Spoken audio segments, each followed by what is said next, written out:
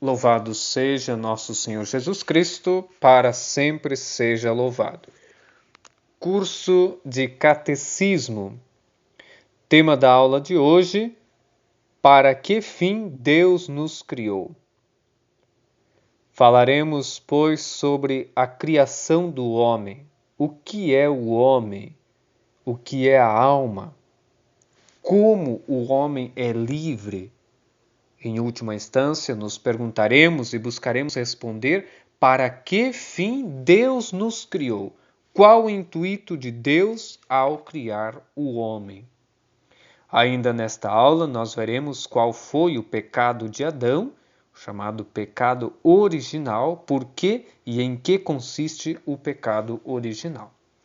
Então, nós estamos estudando, fazendo as aulas do nosso catecismo, ainda estamos no primeiro artigo do credo, que diz assim: creio em Deus, Pai Todo-Poderoso, Criador do céu e da terra. Então, dentre as coisas que nós vimos que Deus criou, pois toda a beleza, a harmonia do mundo, o mundo material, não é, com todas as coisas, e também vimos na aula passada o mundo, podemos assim chamar a parte, perdão, não o mundo, mas a parte espiritual, e aí nós falamos sobre os anjos. Hoje, pois, dentre estas criaturas de Deus, a criatura mais nobre que Deus criou, que Deus colocou sobre a terra, pois é o homem. O homem, nos diz o catecismo, é um ser racional, composto de alma e de corpo. Se ele é composto de alma e corpo, então entendamos o que vem a ser a alma. A alma é a parte espiritual do homem, pela qual ele vive, ele entende, ele é livre e por isso capaz de conhecer, amar e servir a Deus. A alma, nós podemos assim dizer, é a parte mais nobre do homem, porque é uma substância espiritual, dotada de inteligência e vontade. E, por isso mesmo, ele pode chegar ao conhecimento de Deus. E mais que conhecer, pode possuir a Deus eternamente. Eis a grandiosidade nossa. Homens, criaturas, podemos assim dizer, especiais, criaturas mais nobres que Deus colocou sobre a terra. Mas a alma, pois não é algo que se possa apalpar, não é algo palpável, porque é espírito. E a alma não morre. A fé e a própria razão provam que ela é imortal. Então, nós temos um corpo, matéria, que sim, morre, é mortal. Mas nós temos também a alma, e a nossa alma é imortal. Assim sendo, o homem, nós podemos dizer que é livre. O homem é livre, visto que pode fazer uma coisa e não fazê-la, ou fazer antes esta, aquela outra, como bem sentimos em nós mesmos. Assim nos diz o catecismo. O homem é livre, pois, nas suas ações. Cada qual sente dentro de si que pode fazer algo ou deixar de fazer esta coisa. Isso é a liberdade humana. Um exemplo que o próprio catecismo nos traz. Se eu disser voluntariamente uma mentira, eu sinto que poderia deixar de dizê-la e ficar em silêncio e calar, e que poderia também falar de outro modo e assim dizer a verdade. Então, esse é um exemplo da liberdade humana. Eu posso escolher, eu posso fazer isso ou omitir isso. Eu posso fazer algo que é ruim, no caso aqui uma mentira, um pecado, ou então eu posso dizer a verdade. Mas se o homem é livre, o homem pode também fazer o mal. Nós já vimos isso quando falávamos de Deus. Pois sim, o homem pode, ele é capaz de fazer também o mal. Porém, não o deve fazer, justamente porque é mal, porque é ruim. Deve usar a liberdade para o bem. Deve usar a liberdade dele, pois, para se encaminhar a Deus. Nesse sentido, então, nós dizemos que nós fomos criados à imagem e semelhança de Deus. Nós temos um corpo, temos uma alma. O homem, criado à imagem e semelhança de Deus, porque a alma humana é espiritual e racional, e nós temos esta liberdade na nossa ação. Além disso, nós somos capazes de conhecer, de amar a Deus, de gozá-lo eternamente. Estas perfeições refletem em nós um raio da infinita grandeza de Deus. Bom, mas diante de tudo isso nós podemos nos perguntar, então, para que fim Deus nos criou? Se nós somos criaturas tão especiais, as criaturas mais nobres que Deus colocou sobre a terra, se nós temos, além disso, uma parte, além do corpo, além do material, nós temos a parte espiritual, que é a nossa alma, pela qual nós vivemos, entendemos as coisas. Ademais, nós somos livres para realizar as coisas ou não realizar. Para que fim Deus nos criou? Para que Deus nos colocou aqui nesse mundo? Para respondermos, pois, nós usaremos do Catecismo Menor, que faz essa divisão em 3 partes. Primeiro, Deus nos criou para o conhecermos. Disse nosso Senhor: a vida eterna é esta, que te conheçam a ti como o único verdadeiro Deus e a Jesus Cristo a quem enviastes. Isto está em São João, capítulo 17, versículo 3. Nós fomos criados para conhecer a Deus, para possuir a verdade eterna e para nos abismar na visão beatífica, ou seja, a visão de Deus. Então, primeiro ponto, nós estamos aqui nessa terra. Não estamos aqui para comer, para beber, para nos divertir, para ficarmos ricos, nada disso. Estamos aqui, Deus nos colocou aqui, primeiro, para o conhecer a Deus. Estamos aqui para conhecer a Deus. Depois, o segundo fim para que Deus nos criou para amá-lo. Além de conhecer, nós podemos e devemos amar a nosso bom Deus. O coração do homem almeja conhecer e amar o bem. Sendo Deus o bem supremo que a razão humana pode conhecer, deve o homem arder de gratidão para com o seu Criador. O símbolo do amor, pois, é a chama, e esta dirige-se sempre para o alto.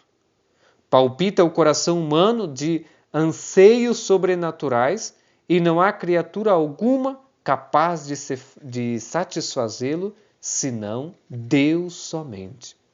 Santo Agostinho exclamava assim: ó Deus, criaste-nos para ti, e o nosso coração vive inquieto enquanto não repousa em ti. Assim é, pois, nosso coração, nós, como um todo, desejamos conhecer e amar o bem. Nós queremos chegar até Deus. O nosso coração arde em desejos de chegar a Deus. Os santos são criaturas sábias. Os santos realmente tiveram verdadeira sabedoria, porque fizeram do amor de Deus a razão das suas vidas, de seus trabalhos e até mesmo do seu martírio. Então aqui nós temos nos santos o grande exemplo de como podemos amar a Deus, como nós podemos conhecer a nosso bom Deus. O Santo Evangelho nos diz assim, diz o Senhor: amarás o Senhor teu Deus com todo o teu coração, com toda a tua alma, com toda a tua mente. Este é o máximo e primeiro mandamento. São Mateus capítulo 22, versículos 37.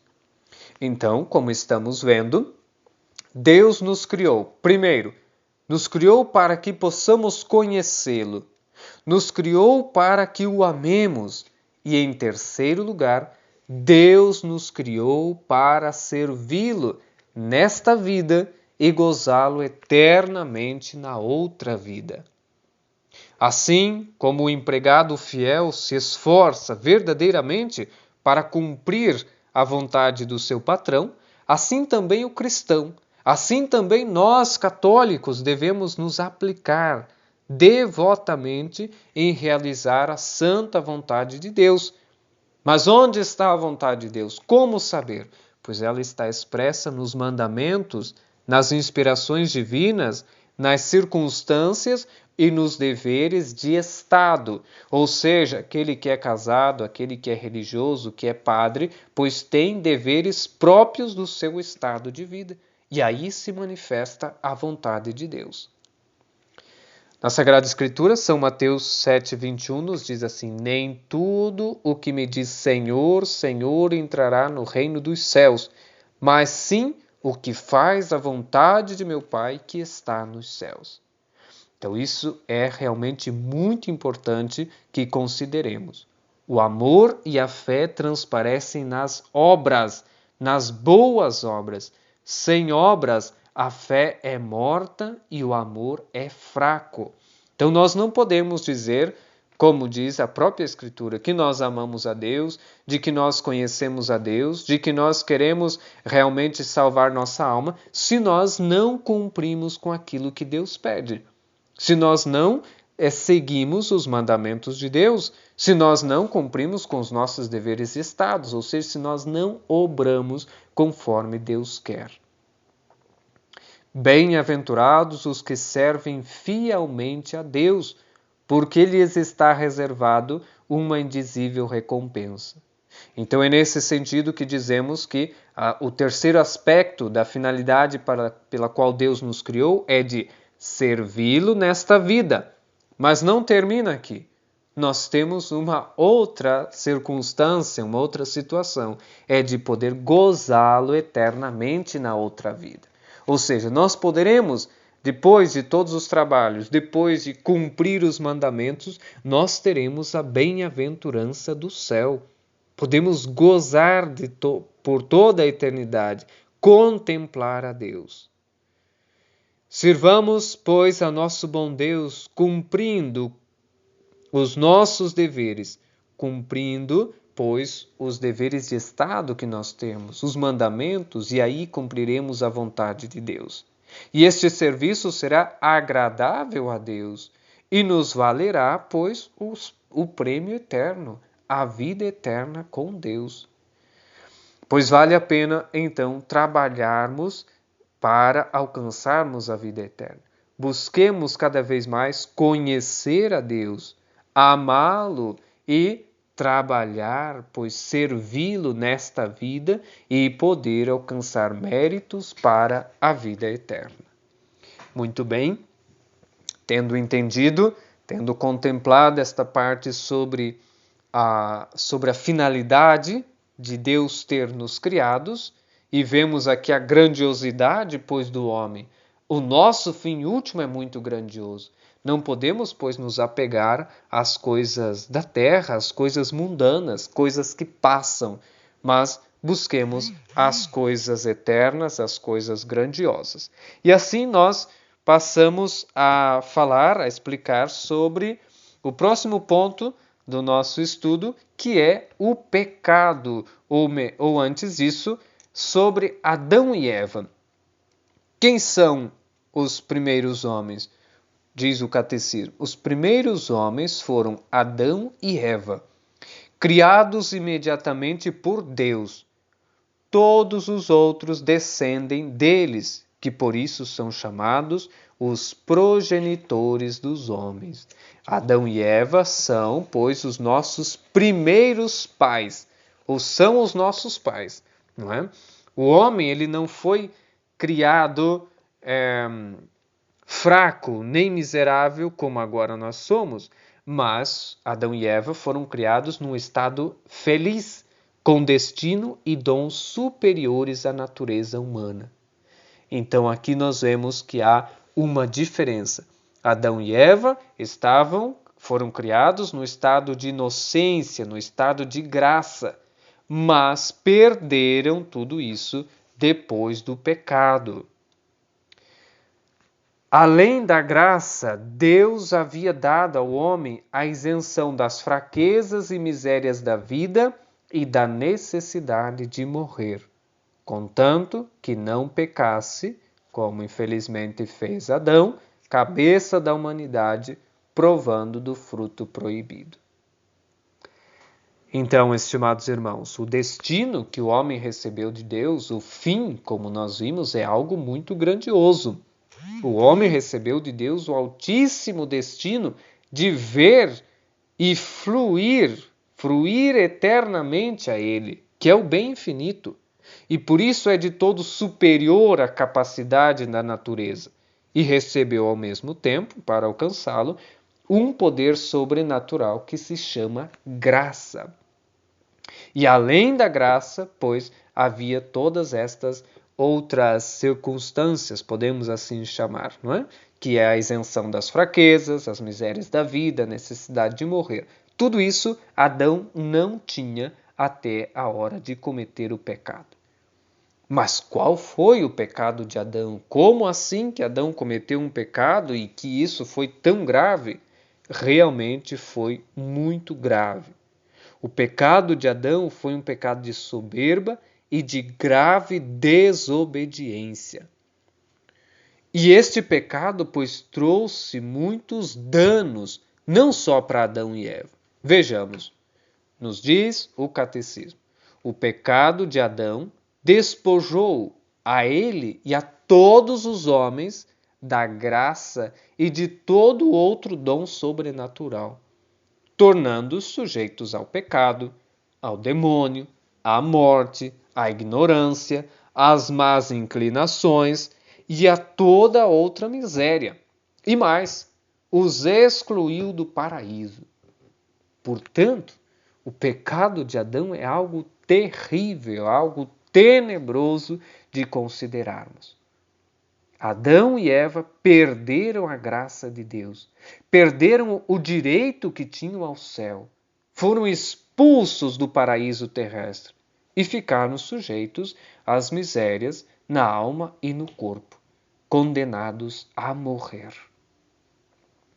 Mas se Adão e Eva não tivessem pecado, mas se tivessem conservado fiéis a Deus, pois depois de uma permanência, podemos dizer, feliz e tranquila neste mundo, eles teriam sido levados por Deus ao céu, sem morrer, para gozar uma vida eterna e gloriosa. Assim teria acontecido com Adão e Eva. E estes dons, não é, que Adão e Eva tinham, eles eram devidos ao homem, não eram devidos por nenhum título ao homem, mas eram absolutamente gratuitos e chamados preternaturais. Por isso, tendo Adão desobedecido ao preceito divino, Deus pôde, sem cometer nenhuma injustiça, Deus pôde privar deles a Adão e a toda a sua descendência. Esse pecado, pois, repetimos, é algo tenebroso. É o pecado original, pecado que está na origem. E ele não é só tão tenebroso para Adão. Esse pecado não é só de Adão, é também nosso. Embora por um título diverso, é verdade. Ele é próprio de Adão, porque Adão cometeu com o ato da sua vontade. Livremente ele fez esse pecado. É um pecado pessoal. É nosso porque, tendo Adão pecado enquanto cabeça, enquanto fonte de todo o gênero humano, esse pecado é transmitido por geração natural a todos os descendentes de Adão. E por isso, para nós, é chamado pecado original.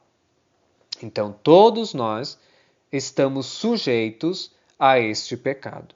O pecado ao qual Adão caiu sujeitou os homens com a sua culpa. Cometido no princípio da humanidade, então se transmite com a natureza aos homens todos na sua origem. De modo que cada pessoa, cada criança que nasce, já nasce com o pecado original e a única que foi isenta, pois é Nossa Senhora, é Maria Santíssima. Todas as demais criaturas nascerão com o pecado original. Claro que nosso Senhor não, porque Ele é Deus. Então, o pecado original, em que consiste esse pecado? Ele é transmitido, sim, a todos os homens, porque, tendo Deus conferido ao gênero humano, em Adão, a graça santificante e os outros dons préternaturais, com a condição de que ele não desobedecesse, tendo ele desobedecido na qualidade de cabeça, na qualidade de pai do gênero humano, então tornou a natureza humana rebelde a Deus.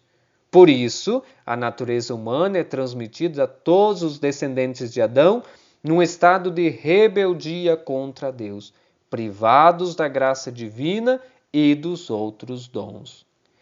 O pecado original, portanto, consiste, e isso devemos gravar muito bem, consiste na privação da graça original que, por disposição de Deus, deveríamos ter, mas não temos porque a cabeça da humanidade, Adão, com sua desobediência, nos privou a si mesmo e a nós que somos os seus descendentes. Então, o pecado original é voluntário e, portanto, culpável para nós só porque voluntariamente cometeu Adão enquanto cabeça da humanidade, enquanto nosso pai. Por isso, Deus não o pune, mas simplesmente não premia com o paraíso quem tenha só o pecado original. Assim sendo, estimados irmãos, vemos aqui, e aqui já partimos para um ponto muito interessante, que é a questão do batismo. A necessidade de recebermos o batismo. É somente o batismo que pode apagar o pecado original. Com o batismo se apaga o pecado original. Pecados pessoais, pecados de cada um particulares, apaga-se com confissão, arrependimento e confissão. Pecado original somente com o batismo. Então, todos os homens contraem o pecado original. Devemos ter isso bem claro. Todos nós nascemos manchados pelo pecado original. Depois do pecado de Adão, os homens já não poderiam se salvar se Deus não tivesse usado com eles de misericórdia. Uma vez que todos, pois, têm o pecado original, as portas do céu estão fechadas. Pelo pecado de Adão, nos tornamos cativos do demônio. O homem deveria permanecer excluído do paraíso se Deus, para salvá-lo, não houvesse prometido e mandado do céu seu próprio Filho, isto é, nosso Senhor Jesus Cristo. Então isso é também de suma importância considerarmos. Deus, apesar do pecado de Adão, e este pecado que se transmite a todos os homens, a todas as pessoas, Deus usou de misericórdia para com o gênero humano. Qual foi este ato de misericórdia de Deus? Pois foi prometer, logo depois do pecado, prometer a Adão um redentor divino, prometer à humanidade um redentor, um Messias, e enviá-lo a seu tempo para libertar os homens da escravidão do demônio, da escravidão do pecado. O Messias prometido, o Salvador da humanidade, é Jesus Cristo, e assim nos vai ensinar o segundo artigo do Creio, que é o tema da nossa próxima aula. Pois bem, então vimos sobre o homem, que nós temos um corpo, temos uma alma, nós fomos criados com um fim muito específico. Deus nos criou para amá-lo, para conhecê-lo, para servi-lo e gozá-lo eternamente. Temos Adão, nosso pai de toda a humanidade, cabeça da humanidade, cometeu o pecado, desobedeceu a Deus, um pecado grave. Esse pecado se transmite a todos os homens que nascem nesse mundo e somente um Redentor, somente o Messias poderia nos salvar, poderia nos redimir deste pecado e nos abrir novamente as portas do céu. e este Messias, pois é, nosso Senhor Jesus Cristo. Pois bem, encerramos por aqui a nossa aula. Que Deus nos abençoe, que Nossa Senhora nos proteja. Na próxima aula falaremos sobre o segundo artigo do Credo. Aí já passaremos a falar sobre nosso Senhor Jesus Cristo. Fiquem com Deus. Salve Maria!